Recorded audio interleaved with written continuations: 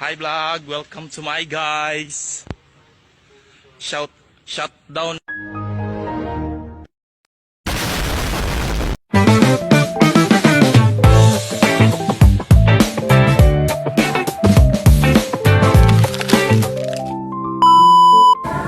Selamat pagi semuanya, perkenalkan saya Giovanni Garadepari dan pada kesempatan kali ini saya akan menjadi moderator untuk kelompok 6. Nah, pada kelompok 6 ini di sini mereka akan mempresentasikan judul mereka tentang perambatan gelombang dan rugi-rugi pada komunikasi seluler. Sebelum memasuki presentasi, ada alangkah baiknya jika anggota kelompok 6 memperkenalkan diri mereka terlebih dahulu. Untuk kelompok 6 dipersilahkan. Nama saya Stephen Winar Sombi. Nama saya Graciela Simanjuntak. Nama saya Dedi Arjuna Tambunan. Nama saya Stephen Yesaidan Marsoborang. Dan nama saya Rolandir Amaran Simarmata. Baik, di sini yang akan dijelaskan oleh Winner tentang mekanisme perambatan gelombang. Untuk Winner, silahkan. Baik, jadi yang pertama kita akan membahas tentang mekanisme perambatan gelombang. Nah, jadi ada beberapa jenis mekanisme perambatan gelombang. Yaitu yang pertama loss atau light of sight.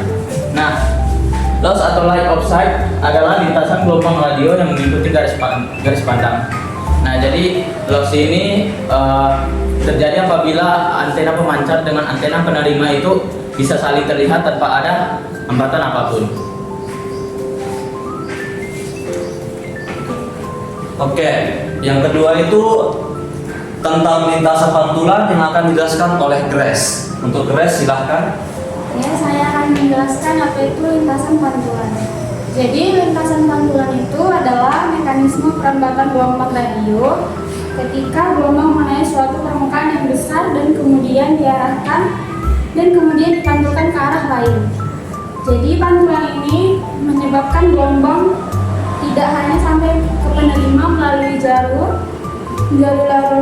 langsung, tetapi juga melalui jalur pantulan.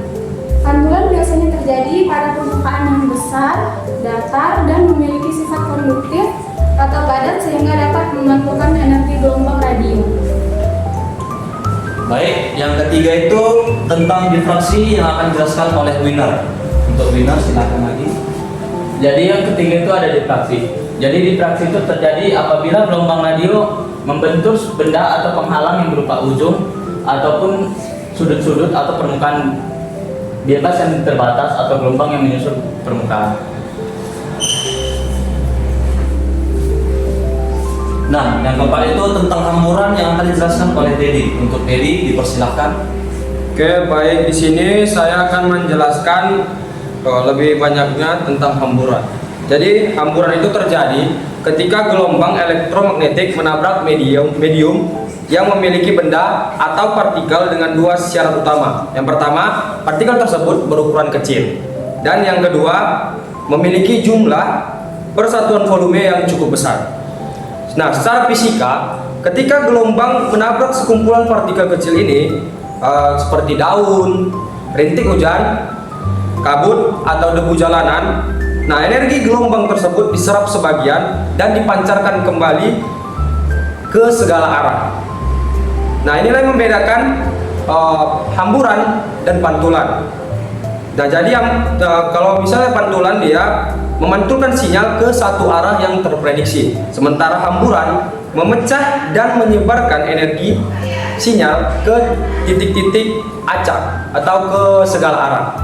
Nah, karena energi disebar ke segala arah oleh ribuan partikel kecil, gelombang radio yang akhirnya tiba di antena penerima tidak lagi berupa satu sinyal tunggal. Nah, sinyal tersebut datang dari berbagai arah dan berbagai lintasan. Kondisi ini dapat memicu beberapa masalah kompleks dalam komunikasi seluler. Nah, yang pertama ada namanya interferensi gelombang. Interferensi gelombang ini adalah sinyal-sinyal hamburan ini menempuh jarak yang berbeda-beda sehingga tiba dengan fase gelombang yang berbeda pula. Jika fasenya sejajar, sinyal menguat atau sering disebut interferensi konstruktif. Nah, jika fasenya berlawanan, sinyal saling melemah atau bahkan dapat mengalami hilang atau sering disebut interferensi destruktif. Nah, yang kedua ada namanya pemudaran cepat atau fast fading. Nah, fast fading ini adalah fluktuasi kekuatan sinyal yang drastis akibat interferensi tersebut dikenal sebagai pemudaran.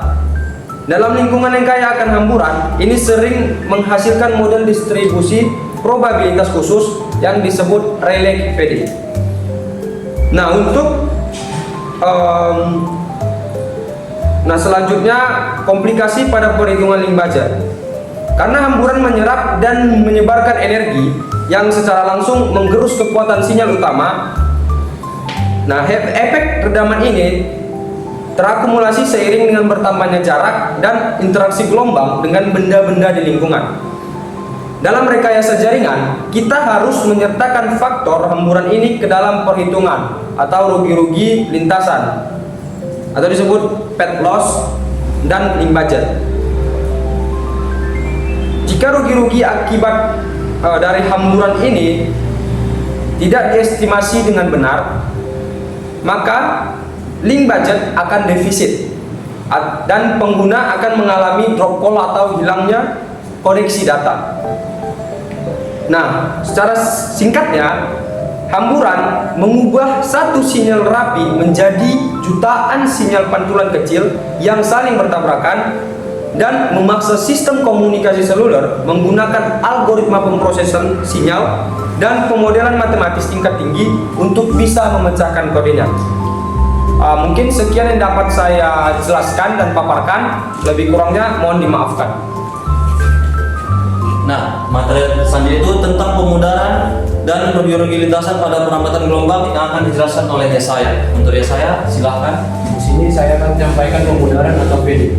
Pemudaran adalah gelombang radio yang datang pada penerima berasal dari berbagai arah dan berbagai lintasan. Jadi pemudaran itu memiliki dua jenis, yaitu berdasarkan skala dan berdasarkan karakteristiknya.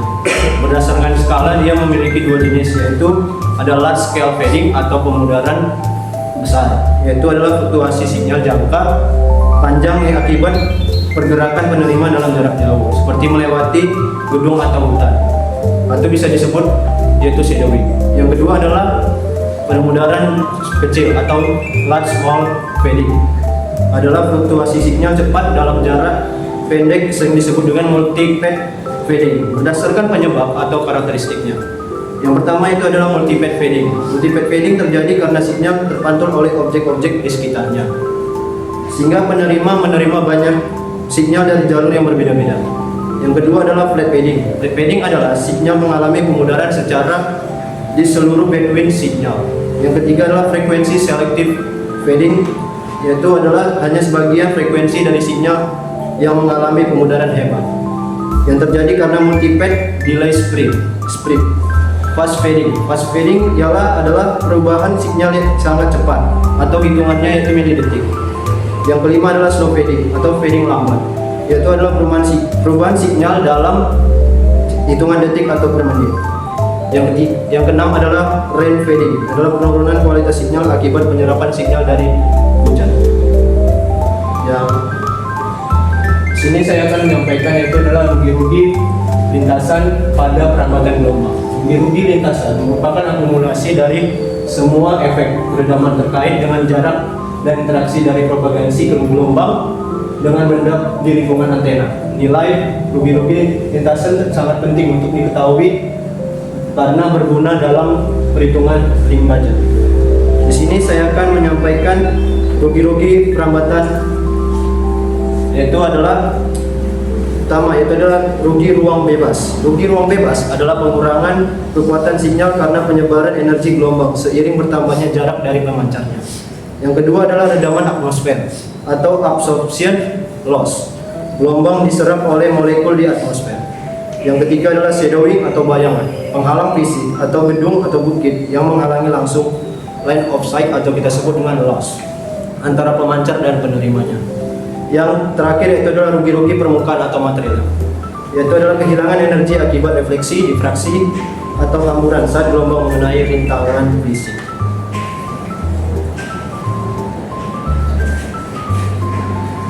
Baik, yang ketiga itu tentang pemodelan rugi-rugi lintasan dan juga kesimpulan yang akan dibacakan oleh Roland. Untuk Roland dipersilahkan. Oke, baik. Di sini saya akan membahas tentang pemodelan rugi-rugi lintasan. Jadi di sini dibagi menjadi 3, yaitu empirical model, semi-empirical model, dan deterministic model. Yang pertama yaitu empirical model. Empirical model adalah model yang dibuat berdasarkan hasil dari data nyata atau hasil dari pengukuran atau eksperimen di lapangan. Ciri-cirinya adalah berdasarkan data pengukuran nyata, menggunakan pendekatan statistik, biasanya lebih sederhana digunakan, akurasinya tergantung lingkungan tempat data diambil. Contohnya Okumura model, Hatta model, dan COS 231 Hatta model. Yang kedua, semi-empirical model. Semi-empirical model adalah model yang merupakan gabungan antara teori matematika dan data pengukuran lapangan. Jadi, model ini menggunakan dasar teori propagasi gelombang, tetapi disesuaikan dengan hasil eksperimen. Ciri-cirinya kombinasi teori plus data pengukuran, baru lebih akurat dari empirical model dan digunakan pada kondisi lingkungan tertentu. Contohnya adalah perancangan jaringan seluler, perancangan radio komunikasi, dan sistem microwave link. Dan yang ketiga adalah deterministic model. Deterministic model adalah model yang menggunakan perhitungan fisika dan matematika secara langsung untuk menentukan bagaimana sinyal merambat. Model ini menghitung secara detail pantulan, pembelokan, dan penyebaran berdasarkan kondisi lingkungan sebenarnya seperti bangunan, gedung, atau permukaan tanah. Ciri-cirinya adalah berdasarkan hukum fisika gelombang elektromagnetik, yang kedua perhitungannya lebih kompleks, dan yang ketiga membutuhkan data lingkungan yang sangat detail. Selanjutnya, kesimpulan. Kesimpulannya adalah berdasarkan pembahasan yang telah dilakukan dalam makalah ini, dapat disimpulkan bahwa sistem komunikasi seluler sangat bergantung pada pemahaman mendalam mengenai perambatan gelombang, elektromagnetik, dan rugi-rugi lintasan yang menyertainya. Baik, sekian dari presentasi kelompok 6. Jika apabila terdapat kesalahan kata atau kurangan kata, saya selaku moderator meminta maaf. Dan jika teman-teman punya sebuah pertanyaan kepada kelompok 6, silakan komentar di kolom komentar. Terima kasih. Pandang pertama lihat Nona langsung suka. Nona salting stage abis buang muka. Sama buka pun senyum tiap hari.